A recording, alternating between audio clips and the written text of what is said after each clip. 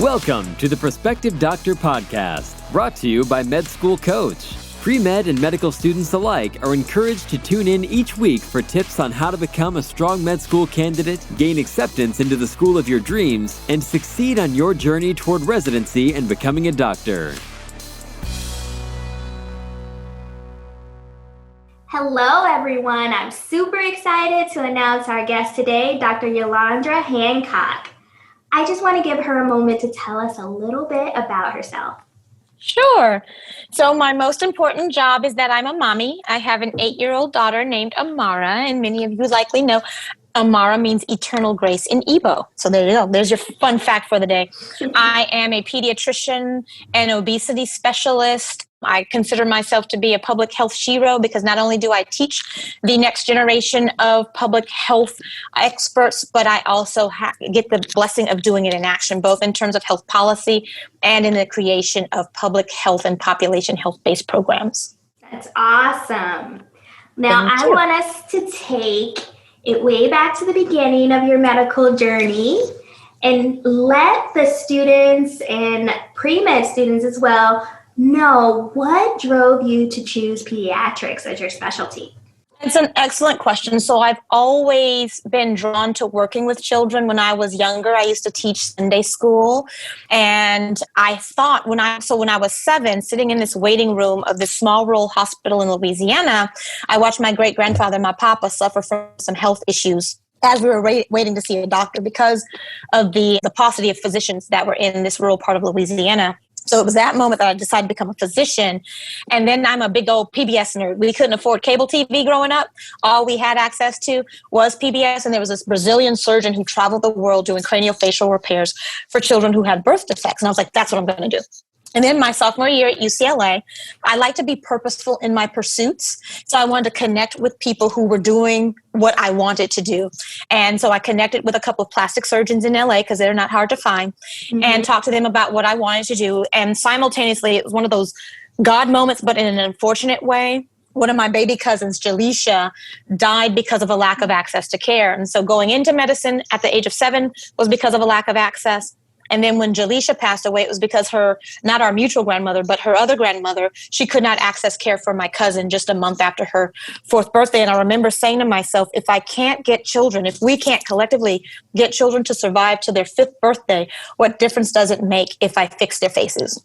This is a conversation I had with one of my sorority sisters. And that's in my sophomore year at UCLA as an undergrad is when I committed to becoming a pediatrician. Wow. I'm sorry that it took those life experiences and that terrible loss to drive you into another alternative journey. But you've made such an impact, I think, on just helping decrease healthcare disparities. And now we see what has driven you to do that. For the listeners out there, Dr. Hancock is an advocate for decreasing health disparities, and she often speaks about how the social determinants of health impact the lifespan. You recently gave a TED Talk entitled The Urgent Fight for Health Equity.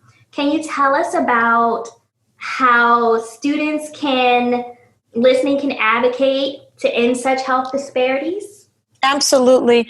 The first thing is just to be able to recognize what are the social determinants of health, to understand that a person's health outcomes, 80% of a person's health outcomes are based on where they are born, grow, learn, live, work, play, and age. And what are those factors that influence where they are born, grow, etc.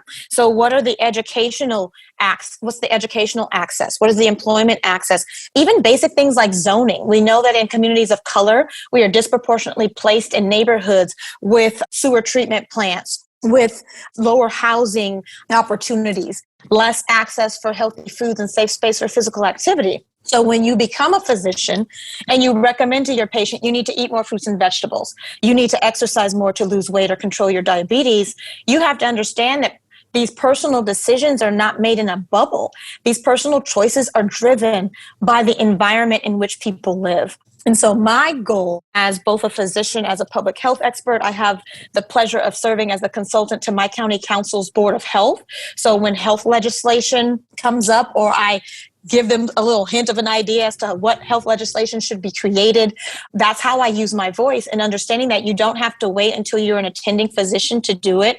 You can do it as a medical student. You can do it as a pre-med. At UCLA, I was always at someone's rally fighting for some kind of rights, right? But you can also do it individually. Pay attention to what legislation is coming up in your neighborhood, in the city or state where you are attending medical school, and give testimony. As a medical student, as a pre-med, you have a voice. And it's how we are able to shift systems that will allow us to shift these health disparities so that African Americans and Latinx and Native Americans can have the equitable access to be able to make some of these healthier decisions. I love everything that you said.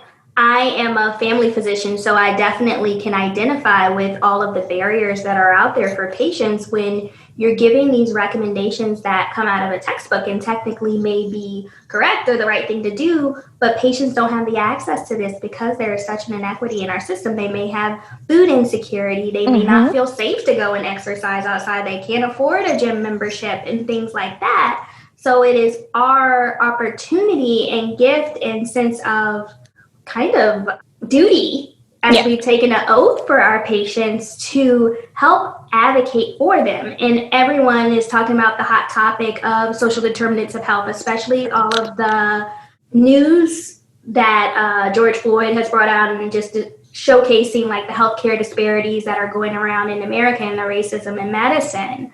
So it's important, like you said, to be an advocate and go and talk to your legislators, because whether or not we like it or not, and we saw that just now in our recent election, the political determinants of health impact the social determinants. So you have to get involved, you have to reach out to your people in order to impact your communities. Absolutely. And I think the other two issues that we have to keep in mind as I listen through your reflections are, one, we have to have a full understanding of what our own biases are, how we see our patients, right? One of my original talk from my TED Talk was how you see me is how you treat me, right? So if we see communities of color as impoverished, as sicker, as not having a desire to want to be healthier, then that's how we will approach them clinically. And I'm sure you have sat in on conversations among our colleagues where we are spoken about as if we are either genetically incapable of having better health, or all we do is make bad choices simply based on our own personal preferences, when we don't take into consideration collectively in healthcare what environment are these choices made in. The second thing that I think about is having a full understanding of the neighborhood in which you work, right? So when I worked in Southeast DC, I didn't keep it to Good Hope Road and Naylor in the health system. I'd walk all the way down to Alabama Avenue. I'd go into the Safeway, because if I'm telling my patients to go grocery shopping and get fruits and vegetables, I need to have a clear understanding of what the quality is.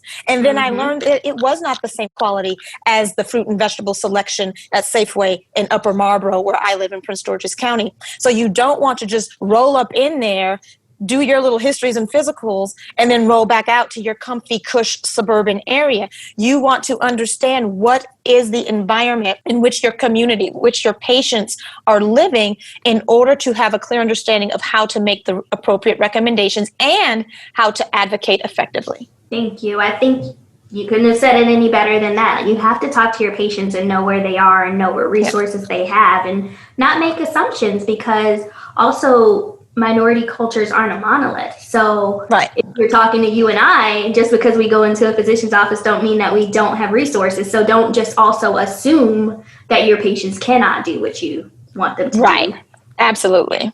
Thanks. So talking about another realm of your life, obesity is an epidemic, not only affecting adults, but children as well. You're a board certified obesity specialist, and also an associate director of Obesity Institute at Children's National Medical Systems and the co-chair of the Diabetes Obesity Committee at DC Health. Can you tell us a little bit of what all of that entails? Because it's so much. It's a lot, but it's within a continuum, right? So being an obese, and a lot of times I hesitate to use the term obesity specialist because there's a negative connotation to the word obesity, right? Just recently, not too long ago, we've now classified obesity as a medical condition. And so when I talk about patients, I don't talk about an obese patient. I talk about a patient who's dealing with obesity in the same way that I have patients who are dealing with diabetes and hypertension. Their disease does not define them. But in those other hats that I have historically worn, it's given me an opportunity to participate in the development of obesity intervention and prevention programs that are community-based, not just clinically driven, because not everyone is going to come to see one of us to have their weight managed, right? But if we set up a program at Turkey Thicket in DC or partner with Parks and Rec here in Maryland to create very innovative, culturally relevant programming, that's how you get people up and active and really interested in their health. And then with the DC Health volunteer capacity that I had in terms of being the co-chair for the DC, we called it the Diabesity Committee. And what that allowed us to do is to really direct attention, not just in terms of programmatic planning, but also in terms of policy. How does DC Healthcare Finance pay for diabetes prevention programs, diabetes self-management programs? Can we create policy to drive managed care organizations to compensate instructors and community members who are serving as the guides and teachers of these programs? So it was doing like a full spectrum of advocacy and direct care influence in terms of diabetes and obesity throughout the District of Columbia. And the blessing is that I was able to transition over into that council position to really start focusing on some large-scale policy change that will affect health. And one of our biggest bragging rights moments thus far is passing the Prince George's County Healthy Kids Meal Bill. It's the most far-reaching legislation in the country, where instead of it just being a beverage, where the beverage is the default healthy choice, now the entire meal, there has to be the default healthy side, and eventually there has to be at least one meal offer that meets the USDA guidelines. And it was certainly the most far-reaching children's meal legislation that successfully passed unanimously by the Prince George's County Council. That is amazing. And I think that it speaks to what we were speaking about earlier about getting out there and advocating for your patients and knowing what's going on and being a voice, especially when things like legislation are being involved, because they can impact so many people, as you just told us about. Yeah. At Med School Coach, we know that getting into medical school is hard. In fact, 60% of pre-meds who apply to a medical school don't even get accepted. And if you want to get accepted into a top medical school, it's even harder. That's why more students than ever are turning to MCAT tutoring by Med School Coach. Our tutors are all 99th percentile scorers, have been through rigorous training, and can help raise your MCAT score by 12 points or more. You need every competitive advantage you can get to get into med school, so why not get one-on-one tutoring from Med School Coach? Our expert team will create a custom program just for you and help you master MCAT content where you need the help most. You'll raise your MCAT score. We guarantee it. Visit us online at medschoolcoach.com and use offer code PODCAST10 to save 10% up to $400 on a Med School Coach MCAT tutoring package. You can achieve your medical school dreams, and Med School Coach can help. Now, moving on to the hottest topic of the past year, I think for everyone, COVID-19. So COVID-19 has definitely impacted the globe, but especially in communities of color. How have you witnessed COVID-19 affect the Black community? From both a personal and professional standpoint, I definitely I see the statistics that we hear and read about, we're actually physically seeing, right? So when I think about my family members, I lost a cousin to COVID at the beginning of the year. I've had numerous family members admitted to the hospital with COVID. I've seen how COVID has disproportionately impacted my community economically. I call it sort of this quadruple pandemic, right? It's the COVID-19 pandemic in and of itself, the infection, the morbidity and mortality associated with it. It's the economic impact that COVID-19 has had on us collectively, but we know Black and brown people are disproportionately impacted anytime everyone else's money is funny. Our money is even funnier. The third is the mental health impact. We know that within communities of color, we just living here in America is stressful enough. African American women, our cortisol levels are 20% higher than our white counterparts, right? So we're already existing in a higher stressful state. And then you add on to it this crazy COVID-19 pandemic. And then we're also dealing with the social and racial injustice that has always existed since the beginning of this country, but it was under a microscope just this year. And when you think about the numbers, and just the issues in terms of access. I've had patients who have been denied COVID-19 testing. I have had patients who have been, and it made no sense because they met the criteria. I've had patients who've been denied admission to the hospital, and family members particularly who've been denied admission to the hospital when myself as a clinician, I know that as a physician, this patient should be admitted. And there was no clear reason as to why other than sheer volume. And so when I see these decisions being made within my own family circle, I know it's just a taste of what we collectively, particularly as Black and Brown people, are experiencing in the midst of this pandemic. And it has been frightening. It has been disheartening. But what it also has been is very motivating.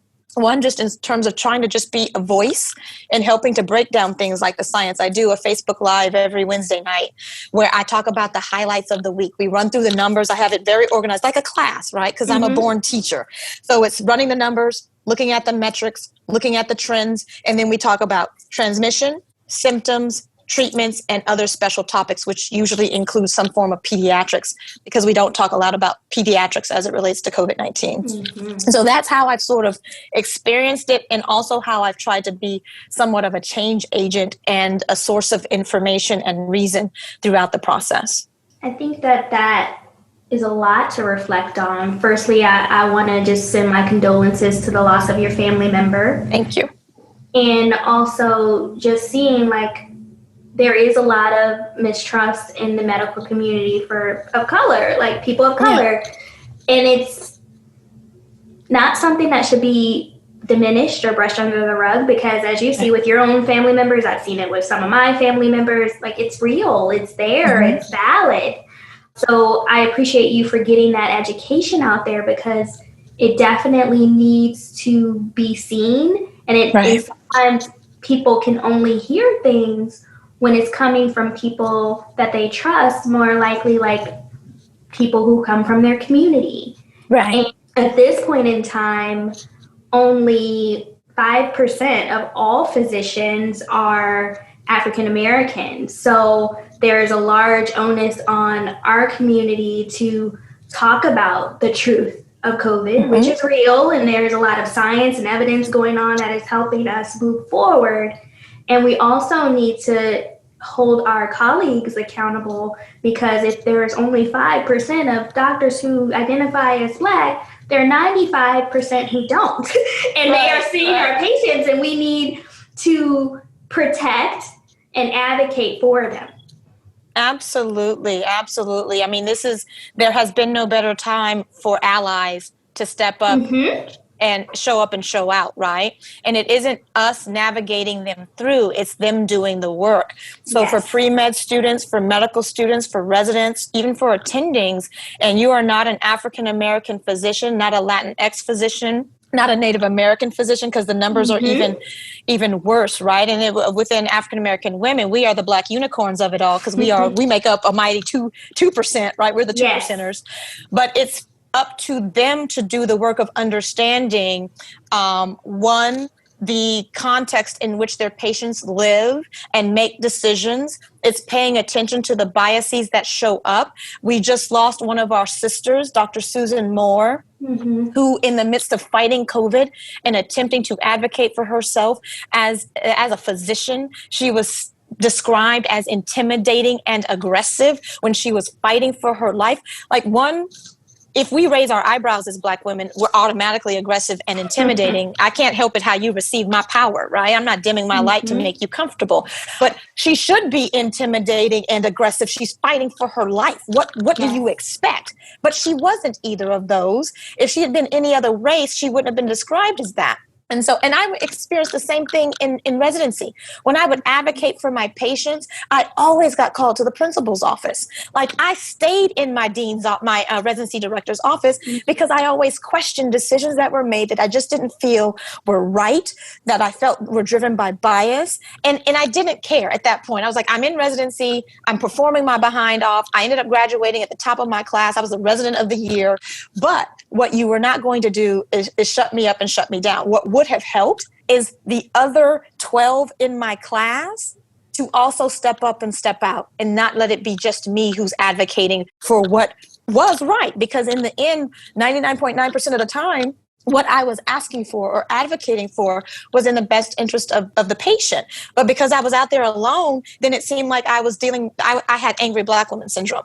And then my colleagues would be like, oh yeah, Hancock, you were so right. Well, where were you? So everybody needs to show up. If we're really committed to affecting change and improving health outcomes, and you say, if what you put in your personal statement is truly what you want to achieve, then what you will do is step up and then educate yourself and then figure out how do I partner with you guys? What do I need to do to affect change so that we can address these racial disparities, these health disparities, these social disparities, these political disparities, all of that at once. We can all do it together.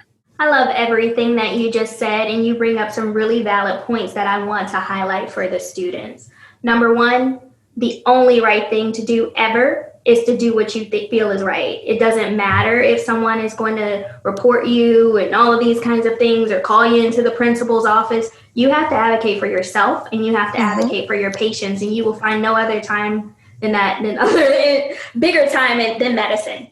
And another thing that you said is basically like, don't dim your light just because it's shining in other people's eyes. Like, you need to sparkle. You're wonderful. You're there for a reason, and you're there to serve your patient. So if you are upholding your medical oath and you are trying to live up to the expectations that you set out when you were interviewing, when you had your personal statement, like, do what you're supposed to do.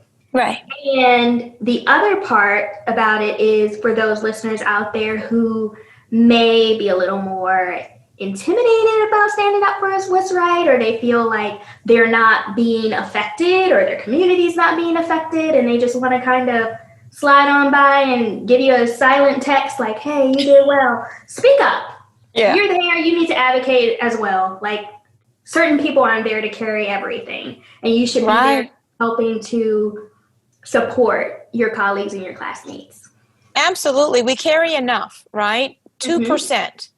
And I can tell you, I mean, I loved my residency training. I trained at Cedars-Sinai Medical Center. Shout out to Dr. Lee Miller, who will be my forever favorite, attending my residency director, like all that in a bag of chips.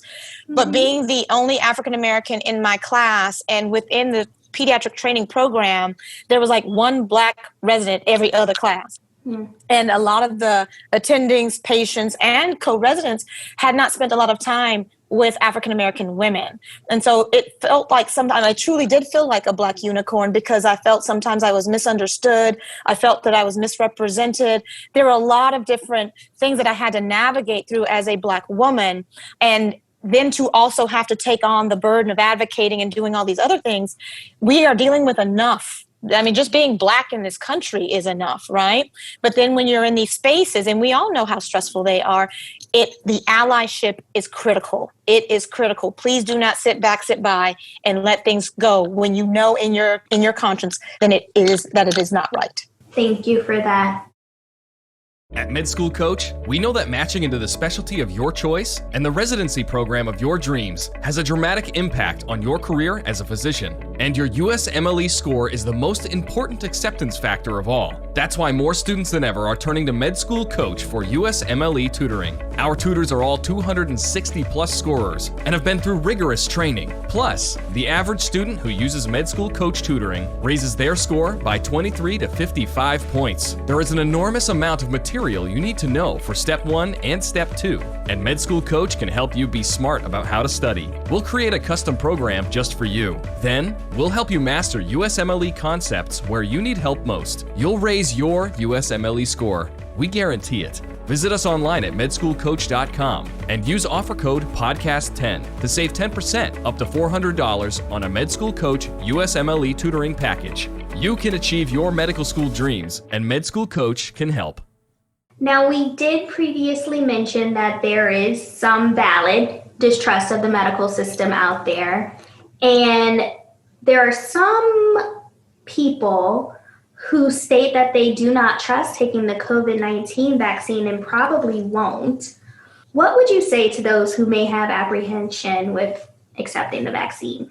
The first thing I'd want to find out is what is their apprehension, right? In full disclosure, I haven't gotten the COVID-19 vaccine myself, but I have a process, right? And I actually put this out on social media not too long ago.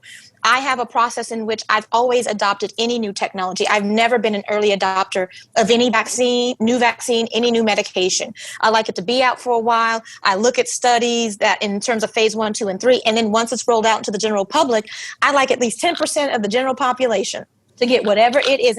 That's what we learn in science, right? In public health, a decent sample size is 10%. So once I have my 10% sample size, I look at the side effect profile, that's my process. So I like to understand other people's processes, and one, how they make general medical decisions, and two, what is their specific hesitancy. And if some of the stuff that they're hesitant about, we can talk through, then I do it. As a pediatrician, I deal with vaccine hesitancy all the time. This is nothing new. But I think we have to acknowledge that people, they're allowed to have that hesitancy. It doesn't make them any less intelligent, any more risk-taking. This is a real thing. You call something Operation Warp Speed, it's going to make people feel like you skipped some steps. And so I talk to them about the science and mRNA technology being developed for the past 10 years. I try my best to address the concerns that we have based on the data and evidence we have available, and have a full understanding that we're not going to convert everybody, which has been the case, like I said, in pediatrics. I still take care of babies and children who are not vaccinated. I don't send them out of my practice. I don't fire them. I let them know we're going to go full court press if they get a little rash or fever, but that's their choice. And I let them know every single time they come in, I still got those vaccines you need. And we have that conversation, and then we go on, right? And that's how I approach it with COVID-19. And for me, it's not a matter of if I'm going to get it. It's a matter of when. I needed a change in the federal administration so that I could actually trust the data coming out. 2, I needed my 10% sample size. And 3, I needed to compare side effect profiles in the vaccinated population to look at the rates of those compared to the general population. We talk about Guillain-Barré, Bell's palsy, ITP, all these awesome disease processes we learn about in medical school that are actually manifesting in general public and in the vaccinated population. It's basic math. Do you see higher rates in the vaccinated population than you do in the general population? That's a red flag. Thus far, we do not. Thank you for that. And I think that you brought up great points. So it's all about shared decision making. We are not paternalistic physicians, and you shouldn't be. And it's all about a process. So if someone is saying that they do not want to accept it, ask them why. It may be something like, I had an effect of another vaccine, or I'm scared, or I read this thing on Facebook and they said that, I don't know, the Cookie Monster made it or something like that. Exactly. So you have to see what the hesitancy is and not just make assumptions. And then when you have that, you have the ability and that gift and that skill to process evidence-based medicine and be able to think through it in a way that helps make people understand. You're kind of like the medical translator. That's exactly it. When you're approaching this, it's not a one-time thing. So you're taking it, you're processing it, you're seeing where people are. If they're not there today, okay, come back in a month, or email me on the portal and tell me when you're ready. I can help you advocate. But you can't necessarily judge someone for not doing things when you're ready for them to do it, because it has to be a partnership. Absolutely. Thanks for that. You've given us so many pearls of wisdom. So for my final question, I wanted to see, what advice do you have for both pre-meds and med students as they enter their medical journey? That's an excellent question. And I think it really, the journey part of that question makes it really fitting for what I would recommend for people. And that's really to be patient and allow the journey to play out, right? So when I was applying to medical school, my fifth year, I couldn't afford to apply to medical school. We all know it's very expensive. Mm-hmm. I had some health issues and had a huge health bill that I had to commit my funding to and couldn't afford to pay for medical school. So I ended up teaching elementary school for a couple of years out in Los Angeles, out in Watts, before I went into medical school. And at the time, I felt bad about myself. I was frustrated because I didn't have the money. I was disappointed because I had a timeline. Mm-hmm. And so then I applied to medical school. I didn't get into medical school right away. I had applied to MPH programs, post-bac programs. I applied for a post-bac program and medical school simultaneously, hoping to get into medical school, but having plan A, B, and C. So I ended up getting into my MPH program, but I wasn't yet ready to leave California. I still had a boo out there. I had gotten accepted to Harvard, and I was like, no, I'm not ready. Then I was waiting for med school. Ended up in a post-bac program. I kid you not. 1 week before having to retake the MCAT, and a day before UCLA's School of Medicine class of 2002 started, I got a phone call that said, can you be at UCLA to start med school orientation? This was on a Friday. Can you be there on Monday? I never gave up. I didn't feel discouraged. I was like, you know what? My passion is to become a physician. By hook or crook, it's going to happen. And I'm going to experience whatever this is. I'm a spiritual woman. So whatever God has in store for me, I'm going to accept it, revel in it, and learn from it. Being a teacher opened up doors. It made me a better pediatrician. It made me a better mother in this virtual learning space. It opened up doors for participation in the first policy I helped to influence, which is the DC Healthy Schools Act, which was a huge piece of legislation. And then once I was in medical school, there are all these twists and turns. I learned how to drive in Los Angeles. So I got on the 405, but there were times I had to exit off the 105, the 110, or get on PCH and take the scenic route. But it all made sense. There's a scripture that says it all works together for good for those who believe. And even if you aren't spiritual, if you just take the time to experience whatever it is the universe has created for you, there is learning in it to get you to where you need to be. So if you're pre-med, don't get discouraged. If you don't think you have the right grades, there are post-bac programs, community college classes you can take. If you are in medical school and you're stressed out about residency, you've applied and you did not match, go and do that next step. Make those connections, reflect on it, learn from it, but do not give up. There were many times, even in residency, where there were things that happened that would have discouraged me. But one, my grandmother would say, but God, but also learning from it, even when I fell flat on my face and was horribly embarrassed, making mistakes in residency, all these things, I was able to pick myself back up, swallow my pride, ask for help, and then excel. And I continue to do that. Even now as an attending, as an entrepreneur, as a mother, there are many a time I make mistakes, but everyone does, number one. Number two, if you are able to learn from them, that's how you grow. And number three, don't feel embarrassed about it. Connect with people who can support you, love you through it all, and be honest with you in their process. I love it. What I gather from that is it's a purpose in your journey, and that's going to make you you. So don't feed into all of the timelines, which I'm sure a lot of people who are entering medicine do, because they're all typically have some component of being type A, but it all helps you become the type of doctor that you'll be in the future. Exactly. I really appreciate you coming on our show today. I just want to give you a moment to tell everyone goodbye, as well as any way that they can reach out to you if they want to ask you any questions or see your Facebook Lives or something like that. Absolutely. So what I would tell each of you is just to stay encouraged. I know that this journey can be a challenging one from pre-med all the way through becoming and attending, but just know that all of the tests that you go through just serve as a testimony so that you can then encourage others. So no matter what challenges I experienced, I feel like it was purposeful, because through my life experiences, I'm able to really assist others in being able to manifest their vision in terms of a career in medicine. If you want some more of that good encouragement, you can find me on social media at Ask Dr. Yola, AskDrYola on Facebook. My doctor page is just Dr. Yolandra Hancock, and you can also find me on my website at AskDrYola.com. Perfect. Thank you again for coming out, and for all of the listeners out there, be sure to click that subscribe button, and I'll see you again next week with another guest. Bye.